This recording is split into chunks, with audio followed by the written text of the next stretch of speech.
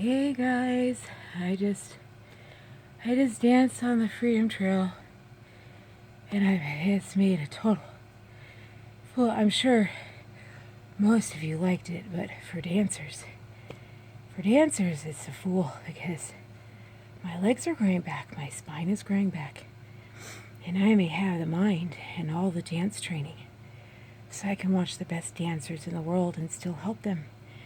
You know, like we watch these ballet dancer documentaries, and they hire a guy they got the best guy in the world, and I'm sitting there correcting the girls before he says anything. That's just what we trainers do.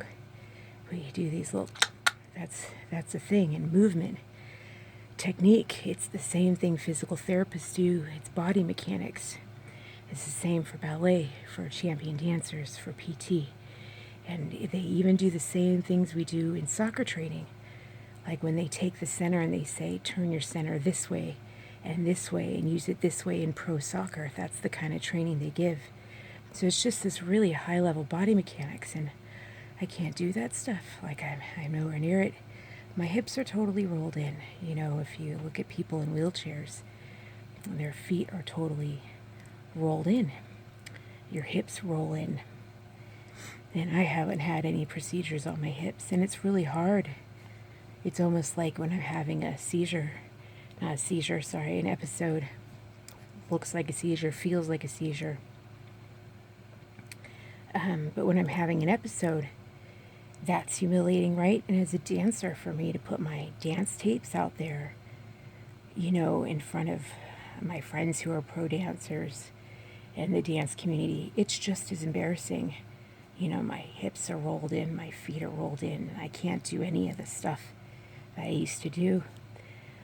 But it's important because if the music gets on, like today, I was like, I've been walking so much, right?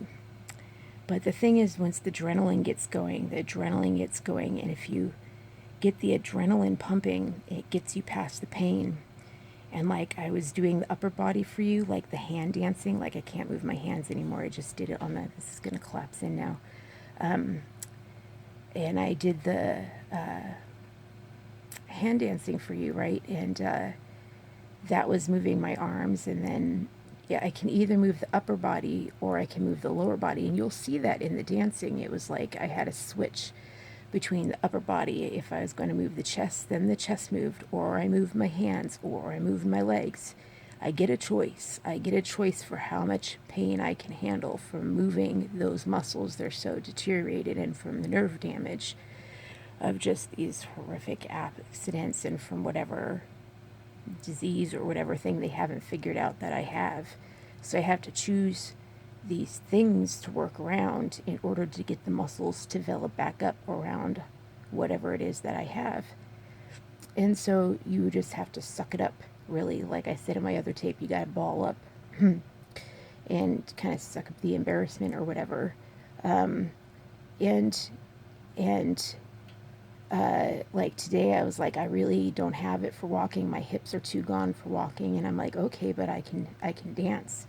Like I can dance, and so each day I kind of try and do an activity that I can do. I'm like, well, if I can't walk, if I can't power the walking, or if I've worn myself, like the reason I couldn't walk is because I got Lila's meds, and that just wore me too much out. It took out the walking, so I couldn't do that. Yesterday I couldn't walk. I ended up talking to my neighbor and standing up for nearly 40 minutes, and that knocked my ability to walk out. But okay, so there it begins. And so that's the thing, is that pro dancers don't know that I have that. They just see it and they're like, how can she possibly, like, there's all these new generations, and so they don't remember me. Like, it's been 10 years, like I've passed, there's new generations. So, well, plus I don't say my last name. Right? Like the judges on the side, they don't know their faces. So, yeah. So anyway, yeah, all right, that's probably a sign I should go, because I'm going to lose my voice next. But anyway, I can avoid this. I can avoid the shaking if I want to by being immobile. I can go ahead and just not move all day and avoid this shaking if I want to. But I don't want to, because I end up getting more mobile. Like you can see that dancing increases. like the mobility and the dancing. It's because I push so hard. And that's what I love about the East Coast, is because there are so many people who, because they live outside and the East Coast is rougher living, they take this stuff better. There are patches, like I said, there are patches of what I understand now as Nazism, that they just, this is a bother to them. This is not just a bother, but this is like, how dare you allow this around us? And they see that as there's another side, the majority of the people that I have run into, that they are just there. They don't even treat you as a cripple. They just understand that that's life. That, you know, crap happens to everyone. And that's one of the things that I'm learning about the Bible as I'm starting to remember my Catholic school lessons and starting to go through the things that I read there and starting to remember the books that were based on them, like the Chronicles of Narnia, is that crap just happens. All right, calm it down, okay. Uh-oh, nope, it's making my neck go. Anyway, but crap just happens. You know what I mean? It's how you deal with it. Just bad things happen to everyone, and everyone needs to take a break. It's really kind of nice. Like, I'm remembering how many people in that book just go and take a break. And I remember the book of Job, it's kind of like everybody who are in the church today. Now I see all these people, because I watch conservative feeds now. There's a lot of people who go to church, and they are just like the guys in Job. They go to Job and they tell him, you should do this, and you should do this, and you should do this. And Job basically tells them all to take a hike, which is very much like what my husband and I did now. So I'm kind of like, oh, I didn't read the Bible, like, for, you know, how many decades? And I'm like, oh, but I ended up living my life just like it by telling everyone to go screw off, basically, and to go set myself free and you know, be an individual. It's really, really great.